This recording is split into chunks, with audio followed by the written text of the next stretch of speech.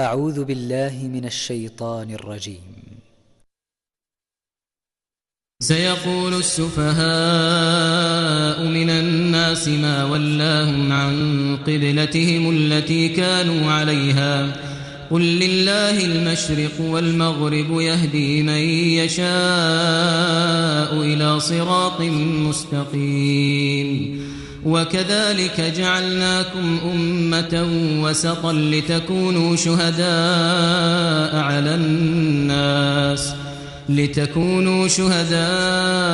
على الناس ويكون الرسول عليكم شهيدا وما جعلنا القبلة التي كنت عليها إلا لنعلم من يتبع الرسول ممن ينقلب على عقبيه وإن كانت لكبيرة إلا على الذين هدى الله وما كان الله ليضيع إيمانكم إن الله بالناس لرؤوف رحيم قد نرى تقلب وجهك في السماء فلنولينك قبلة ترضاها فول وجهك شطر المسجد الحرام وحيث ما كنتم فولوا وجوهكم شطره وإن الذين أوتوا الكتاب ليعلمون أنه الحق من ربهم وما الله بغافل عما يعملون ولئن أتيت الذين أوتوا الكتاب بكل آية ما تبعوا قبلتك وما أنت بتابع قبلتهم وما بعضهم بتابع قبلة بعض ولئن اتبعت أهواءهم من بعد ما جاءك من العلم إنك إذا لمن الظالمين الذين آتيناهم الكتاب يعرفونه كما يعرفون أبناءهم وإن فريقا منهم ليكتمون الحق وهم يعلمون الحق من ربك فلا تكونن من الممترين ولكل وجهة هو موليها فاستبقوا الخيرات أينما تكونوا يأت بكم الله جميعا إن الله على كل شيء قدير ومن حيث خرجت فول وجهك شطر المسجد الحرام وإنه للحق من ربك وما الله بغافل عما تعملون ومن حيث خرجت فول وجهك شطر المسجد الحرام وحيث ما كنتم فولوا وجوهكم شطره لئلا يكون للناس عليكم حجة إلا الذين ظلموا منهم فلا تخشوهم واخشوني ولأتم نعمتي عليكم ولعلكم تهتدون كما أرسلنا فيكم رسولا منكم يتلو عليكم آياتنا ويزكيكم ويعلمكم الكتاب والحكمة ويعلمكم ما لم تكونوا تعلمون فاذكروني أذكركم واشكروا لي ولا تكفرون يا أيها الذين آمنوا استعينوا بالصبر والصلاة إن الله مع الصابرين ولا تقولوا لمن يقتل في سبيل الله أموات بل أحياء ولكن لا تشعرون ولنبلونكم بشيء من الخوف والجوع ونقص من الأموال والأنفس والثمرات وبشر الصابرين الذين إذا أصابتهم مصيبة قالوا إنا لله وإنا إليه راجعون أولئك عليهم صلوات من ربهم ورحمة وأولئك هم المهتدون إن الصفا والمروة من شعائر الله فمن حج البيت أو اعتمر فلا جناح عليه أن يطوف بهما ومن تطوع خيرا فإن الله شاكر عليم إن الذين يكتمون ما أنزلنا من البينات والهدى من بعد ما بيناه للناس في الكتاب أولئك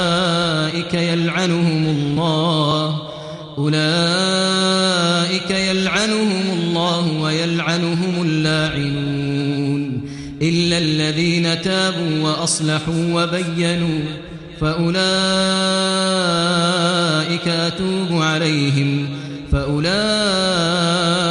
أتوب عليهم وأنا التواب الرحيم إن الذين كفروا وماتوا وهم كفار أولئك عليهم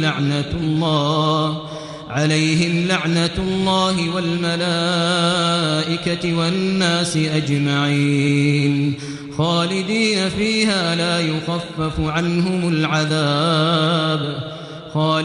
فيها لا يخفف عنهم العذاب ولا هم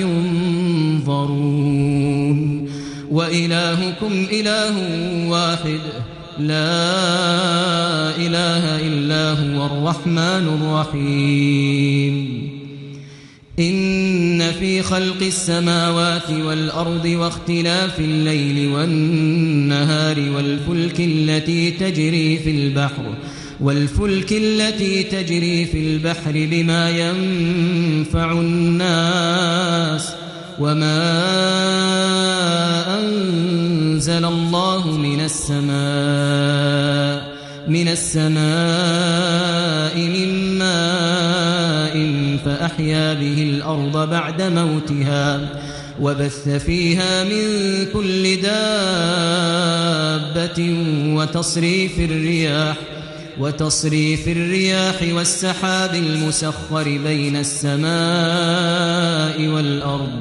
والسحاب المسخر بين السماء والأرض لآيات لقوم يعقلون ومن الناس من يتخذ من دون الله أندادا يحبونهم كحب الله والذين آمنوا أشد حبا لله ولو يرى الذين ظلموا إذ يرون العذاب أن القوة لله جميعا وأن الله شديد العذاب إذ تبرأ الذين اتبعوا من الذين اتبعوا ورأوا العذاب وتقطعت بهم الأسباب وقال الذين اتبعوا لو أن لنا كرة فنتبرأ منهم كما تبرأوا منا كذلك يريهم الله أعمالهم حسرات عليهم وما هم بخارجين من النار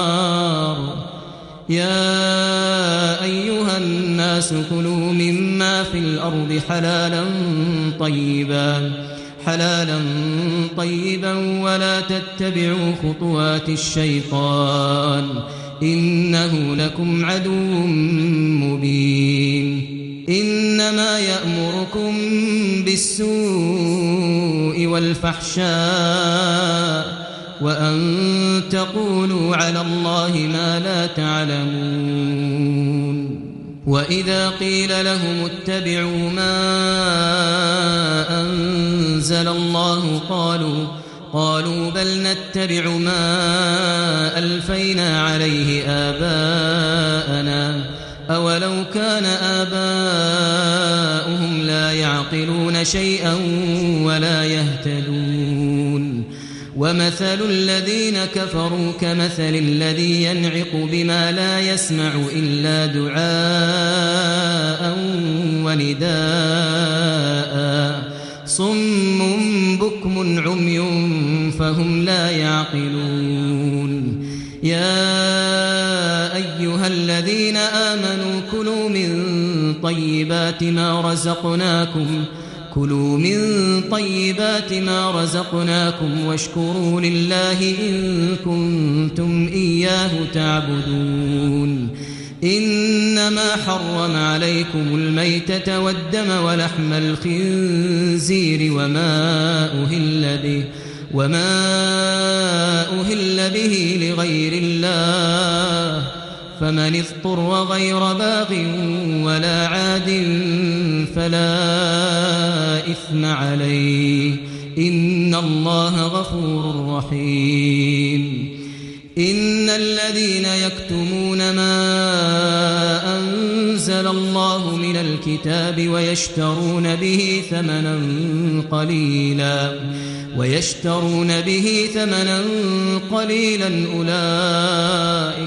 أولئك ما يأكلون في بطونهم إلا النار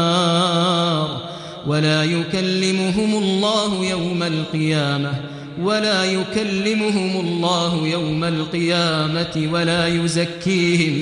ولا يزكيهم ولهم عذاب أليم أولئك الذين اشتروا الضلالة بالهدى والعذاب بالمغفرة فما أصبرهم على النار ذلك بأن الله نزل الكتاب بالحق وإن الذين اختلفوا في الكتاب لفي شقاق بعيد ليس البر أن تولوا وجوهكم قبل المشرق والمغرب ولكن البر من آمن بالله واليوم الآخر والملائكة والكتاب والنبيين وآتى المال على حبه ذوي القربى واليتامى والمساكين وابن السبيل والسائلين وفي الرقاب وأقام الصلاة وآتى الزكاة والموفون بعهدهم إذا عاهدوا والصابرين في البأساء والضراء وحين البأس أولئك الذين صدقوا وأولئك هم المتقون يا أيها الذين آمنوا كتب عليكم القصاص في القتلى الحر بالحر والعبد بالعبد والأنثى بالأنثى فمن عفي له من أخيه شيء فاتباع بالمعروف وأداء إليه بإحسان ذلك تخفيف من ربكم ورحمة فمن اعتدى بعد ذلك فله عذاب أليم ولكم في القصاص حياة يا أولي الألباب لعلكم تتقون كتب عليكم إذا حضر أحدكم الموت إن ترك خيرا الوصية للوالدين والأقربين بالمعروف حقا على المتقين فمن بدله بعدما سمعه فإنما إثمه على الذين يبدلونه إن الله سميع عليم فمن خاف من موص جنفا أو إثما فأصلح بينهم فلا إثم عليه إن الله غفور رحيم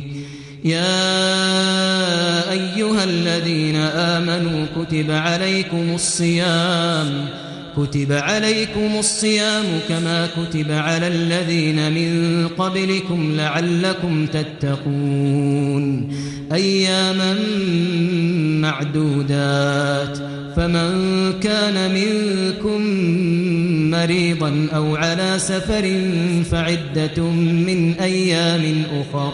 وعلى الذين يطيقونه فدية طعام مسكين فمن تطوع خيرا فهو خير له وأن تصوموا خير لكم إن كنتم تعلمون شهر رمضان الذي أنزل فيه القرآن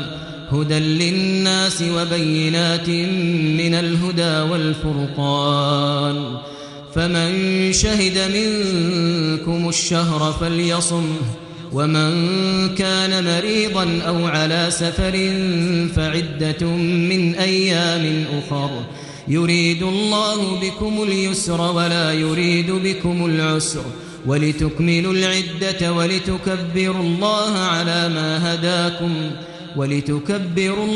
على ما هداكم ولعلكم تشكرون وإذا سألك عبادي عني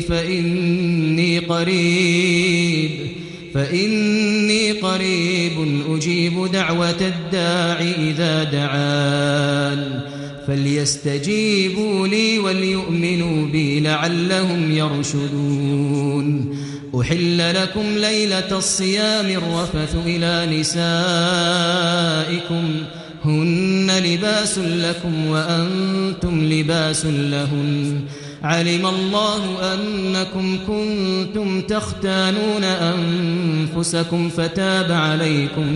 فتاب عليكم وعفى عنكم فالآن باشروهن وابتغوا ما كتب الله لكم وكلوا واشربوا حتى يتبين لكم الخيط الأبيض من الخيط الأسود من الفجر ثم أتموا الصيام إلى الليل ولا تباشروهن وأنتم عاكفون في المساجد تلك حدود الله فلا تقربوها كذلك يبين الله آياته للناس لعلهم يتقون ولا تأكلوا أموالكم بينكم بالباطل وتدلوا بها إلى الحكام لتأكلوا فريقا من أموال الناس بالإثم وأنتم تعلمون يسألونك عن الأهلة قل هي مواقيت للناس والحج وليس البر بأن تأتوا البيوت من ظهورها ولكن البر من اتقى وأتوا البيوت من أبوابها واتقوا الله لعلكم تفلحون وقاتلوا في سبيل الله الذين يقاتلونكم ولا تعتدوا إن الله لا يحب المعتدين وقتلوهم حيث ثقفتموهم وأخرجوهم من حيث أخرجوكم والفتنة أشد من القتل ولا تقاتلوهم عند المسجد الحرام حتى يقاتلوكم فيه فإن قاتلوكم فاقتلوهم كذلك جزاء الكافرين فإن انتهوا فإن الله غفور رحيم وقاتلوهم حتى لا تكون فتنة ويكون الدين لله فإن انتهوا فلا عدوان إلا على الظالمين الشهر الحرام بالشهر الحرام والحرمات قصاص فمن اعتدى عليكم فاعتدوا عليه بمثل ما اعتدى عليكم واتقوا الله واعلموا أن الله مع المتقين وأنفقوا في سبيل الله ولا تلقوا بأيديكم إلى التهلكة وأحسنوا إن الله يحب المحسنين وأتموا الحج والعمرة لله فإن أحصرتم فما استيسر من الهدي ولا تحلقوا رؤوسكم حتى يبلغ الهدي محله فمن كان منكم مريضا أو به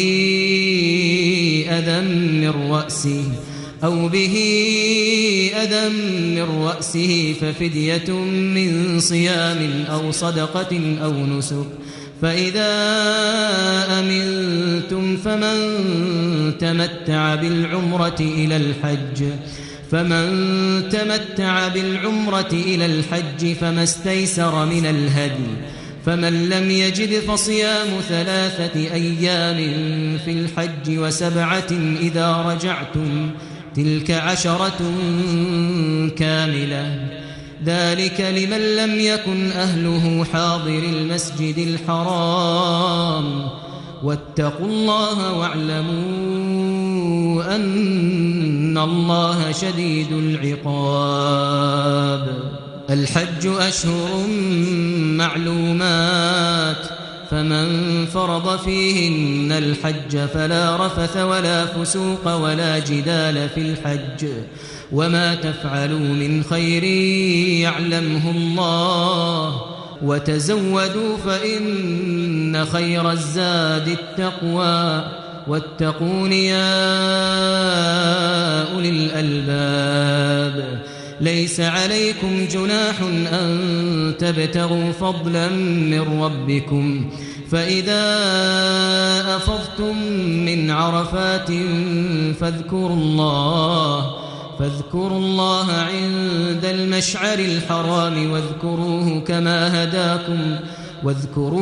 كما هداكم وإن كنتم من قبله لمن الضالين ثم أفيضوا من حيث أفاض الناس واستغفروا الله إن الله غفور رحيم فإذا قضيتم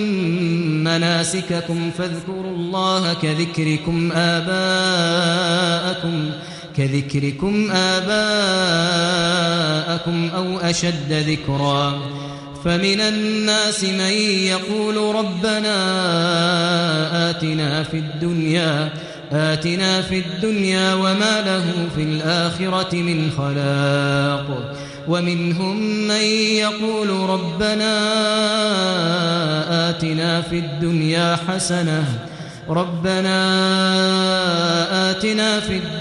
حسنة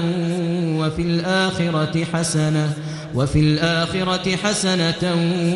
وقنا عذاب النار أولئك لهم نصيب مما كسبوا والله سريع الحساب.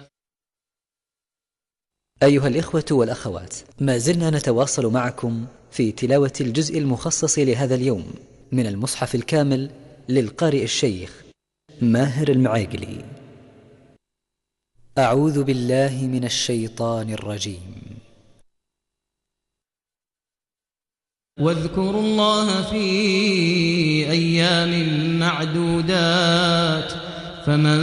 تعجل في يومين فلا إثم عليه ومن تأخر فلا إثم عليه لمن اتقى واتقوا الله واعلموا أنكم إليه تحشرون. ومن الناس من يعجبك قوله في الحياة الدنيا ويشهد الله على ما في قلبه وهو ألد الخصام وإذا تولى سعى في الأرض ليفسد فيها ويهلك الحرث والنسل والله لا يحب الفساد وإذا قيل له اتق الله أخذته العزة بالإثم فحسبه جهنم ولبئس المهاد ومن الناس من يشري نفسه ابتغاء مرضات الله والله رؤوف بالعباد يا أيها الذين آمنوا ادخلوا في السلم كافة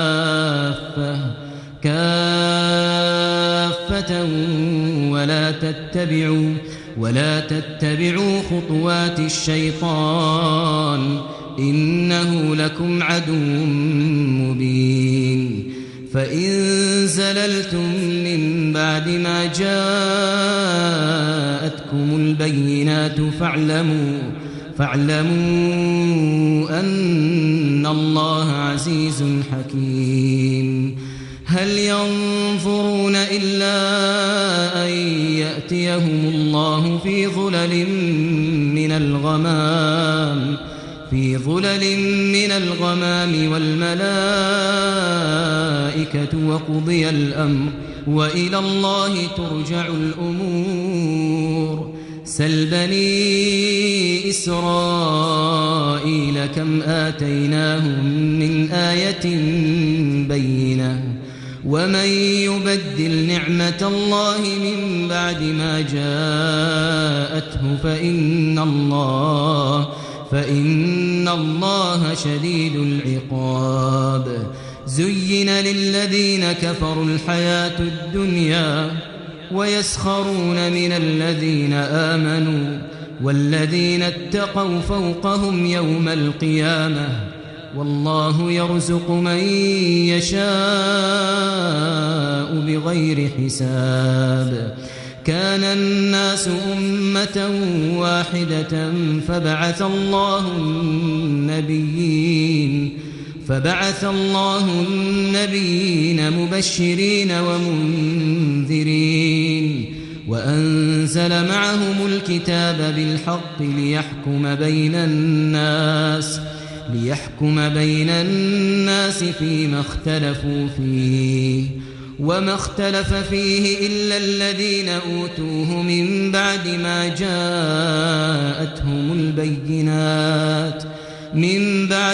جاءتهم البينات بغيا بينهم فهدى الله الذين آمنوا لما اختلفوا فيه من الحق بإذنه والله يهدي من يشاء إلى صراط مستقيم أم حسبتم أن تدخلوا الجنة ولما يأتكم مثل الذين خلوا من قبلكم مستهم البأساء والضراء وزلزلوا حتى يقول الرسول والذين آمنوا معه متى نصر الله ألا إن نصر الله قريب يسألونك ماذا ينفقون قل ما أنفقتم من خير فللوالدين والأقربين واليتامى والمساكين وابن السبيل وما تفعلوا من خير فإن الله به عليم كتب عليكم القتال وهو كره لكم وعسى أن تكرهوا شيئا وهو خير لكم وعسى أن تحبوا شيئا وهو شر لكم والله يعلم وأنتم لا تعلمون يسألونك عن الشهر الحرام قتال فيه قل قتال فيه كبير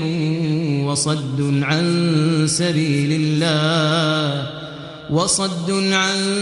سبيل الله وكفر به والمسجد الحرام وإخراج أهله منه أكبر عند الله والفتنة أكبر من القتل ولا يزالون يقاتلونكم حتى يردوكم عن دينكم إن استطاعوا ومن يرتدد منكم عن دينه فيمت وهو كافر فأولئك حبطت أعمالهم في الدنيا والآخرة وأولئك أصحاب النار هم فيها خالدون إن الذين آمنوا والذين هاجروا وجاهدوا في سبيل الله أولئك يرجون رحمة الله والله غفور رحيم يسألونك عن الخمر والميسر قل فيهما إثم كبير ومنافع للناس وإثمهما أكبر من نفعهما ويسألونك ماذا ينفقون قل العفو كذلك يبين الله لكم الآيات لعلكم تتفكرون في الدنيا والآخرة ويسألونك عن اليتامى قل إصلاح لهم خير وإن تخالطوهم فإخوانكم والله يعلم المفسد من المصلح ولو شاء الله لأعنتكم إن الله عزيز حكيم ولا تنكحوا المشركات حتى يؤمنوا ولأمة مؤمنة خير من مشركة ولو أعجبتكم ولا تنكحوا المشركين حتى يؤمنوا ولعبد مؤمن خير من مشرك ولو أعجبكم أولئك يدعون إلى النار والله يدعو إلى الجنة والمغفرة بإذنه ويبين آياته للناس لعلهم يتذكرون ويسألونك عن المحيض قل هو أذى فاعتزلوا النساء في المحيض ولا تقربوهن حتى يطهرن فإذا تطهرن فأتوهن من حيث أمركم الله إن الله يحب التوابين ويحب المتطهرين نساؤكم حرث لكم فأتوا حرثكم أنى شئتم وقدموا لأنفسكم واتقوا الله واعلموا أنكم ملاقوه وبشر المؤمنين ولا تجعلوا الله عرضة لأيمانكم أن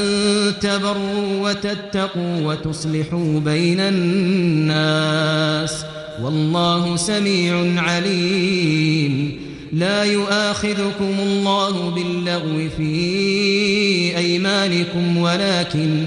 ولكن يؤاخذكم بما كسبت قلوبكم والله غفور حليم للذين يؤلون من نسائهم تربص 4 أشهر فإن فاءوا فإن الله غفور رحيم وإن عزموا الطلاق فإن الله سميع عليم والمطلقات يتربصن بأنفسهن 3 قروء ولا يحل لهن أن يكتمن ما خلق الله في أرحامهن إن كن يؤمن بالله واليوم الآخر وبعولتهن أحق بردهن في ذلك إن أرادوا إصلاحا ولهن مثل الذي عليهن بالمعروف وللرجال عليهن درجة والله عزيز حكيم. الطلاق مرتان فإمساك بمعروف أو تسريح بإحسان ولا يحل لكم أن تأخذوا مما آتيتموهن شيئا إلا أن يخافا ألا يقيما حدود الله فإن خفتم ألا يقيما حدود الله فلا جناح عليهما فيما افتدت به تلك حدود الله فلا تعتدوها ومن يتعد حدود الله فأولئك هم الظالمون. فإن طلقها فلا تحل له من بعد حتى تنكح زوجا غيره فإن طلقها فلا جناح عليهما أن يتراجعا إن ظنا أن يقيما حدود الله وتلك حدود الله يبينها لقوم يعلمون. وإذا طلقتم النساء فبلغن أجلهن فأمسكوهن بمعروف أو سرحوهن بمعروف ولا تمسكوهن ضرارا لتعتدوا ومن يفعل ذلك فقد ظلم نفسه. ولا تتخذوا آيات الله هزوا واذكروا نعمة الله عليكم وما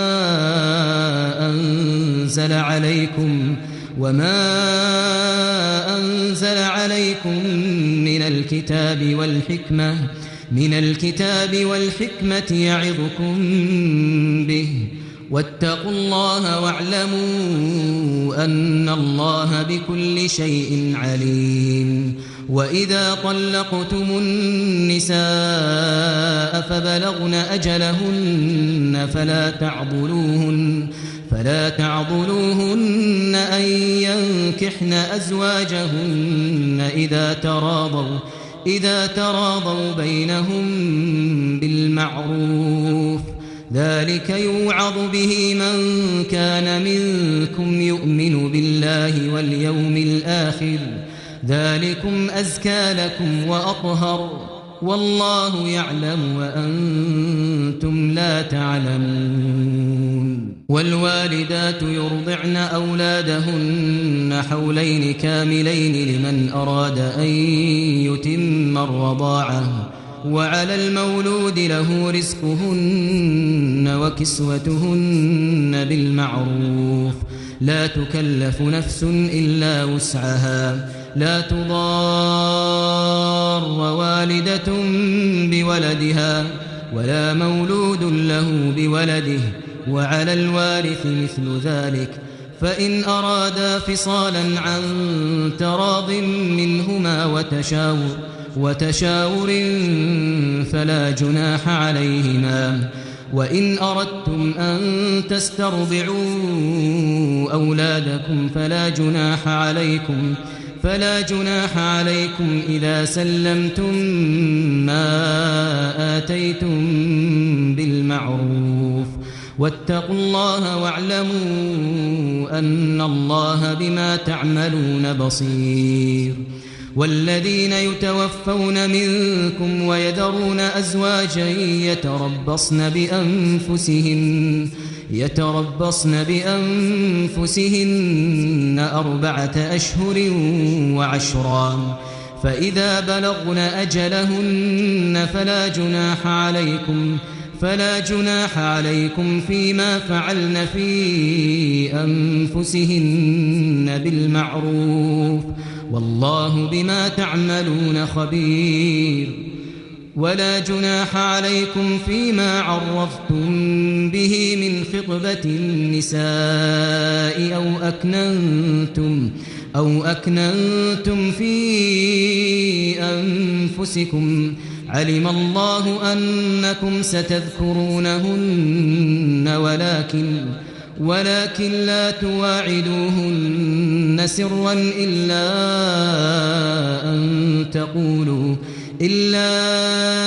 أن تقولوا قولا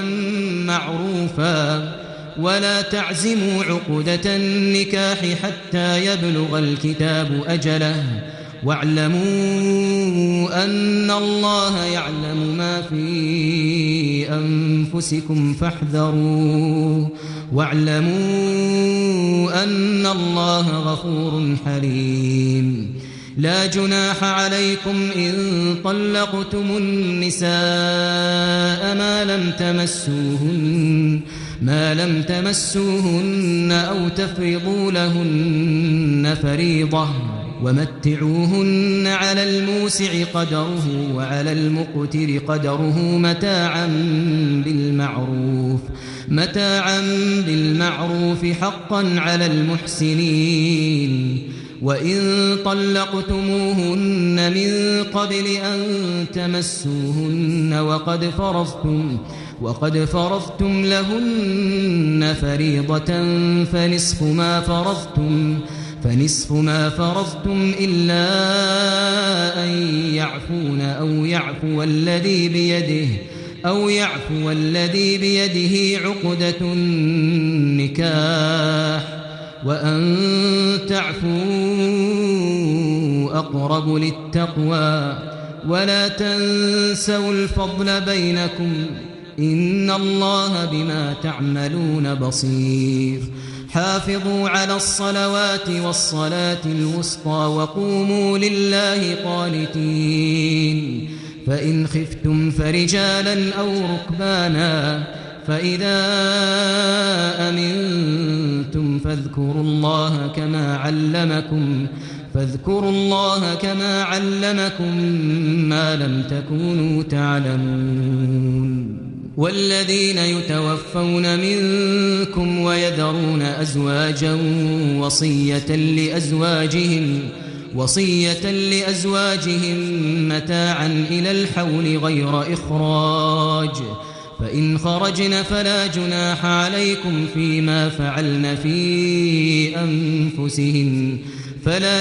عليكم فيما فعلن في أنفسهن من معروف والله عزيز حكيم وللمطلقات متاع بالمعروف حقا على المتقين كذلك يبين الله لكم آياته لعلكم تعقلون ألم تر إلى الذين خرجوا من ديارهم وهم ألوف حذر الموت فقال لهم الله موتوا ثم أحياهم إن الله لذو فضل على الناس ولكن أكثر الناس لا يشكرون وقاتلوا في سبيل الله واعلموا أن الله سميع عليم من ذا الذي يقرض الله قرضا حسنا فيضاعفه له أضعافا كثيرة والله يقبض ويبسط وإليه ترجعون ألم تر إلى الملأ من بني إسرائيل من بعد موسى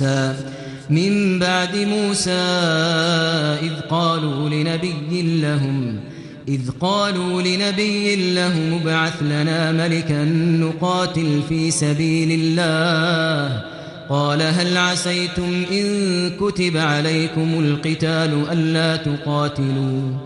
قالوا وما لنا ألا نقاتل في سبيل الله وقد أخرجنا من ديارنا وأبنائنا فلما كتب عليهم القتال تولوا إلا قليلا منهم والله عليم بالظالمين. وقال لهم نبيهم إن الله قد بعث لكم طالوت ملكا. قالوا أنى يكون له الملك علينا ونحن أحق بالملك منه ولم يؤت سعة من المال. قال إن الله اصطفاه عليكم وزاده بسطة في العلم والجسم والله يؤتي ملكه من يشاء والله واسع عليم. وقال لهم نبيهم إن آية ملكه أن يأتيكم التابوت فيه سكينة من ربكم وبقية مما ترك آل موسى وآل هارون تحمله الملائكة إن في ذلك لآية لكم إن كنتم مؤمنين. فلما فصل طالوت بالجنود قال إن الله مبتليكم بنهر فمن شرب منه فليس مني ومن لم يطعمه فإنه مني إلا من اغترف غرفة بيده فشربوا منه إلا قليلا منهم. فلما جاوزه هو والذين آمنوا معه قالوا لا طاقة لنا اليوم بجالوت وجنوده. قال الذين يظنون أنهم ملاقو الله كم من فئة قليلة غلبت فئة كثيرة بإذن الله والله مع الصابرين. ولما برزوا لجالوت وجنوده قالوا ربنا أفرغ علينا صبرا وثبت أقدامنا وانصرنا على القوم الكافرين. فهزموهم بإذن الله وقتل داود جالوت وآتاه الله الملك والحكمة وعلمه مما يشاء. ولولا دفع الله الناس بعضهم ببعض لفسدت الأرض ولكن الله ذو فضل على العالمين. تلك آيات الله نتلوها عليك بالحق وإنك لمن المرسلين.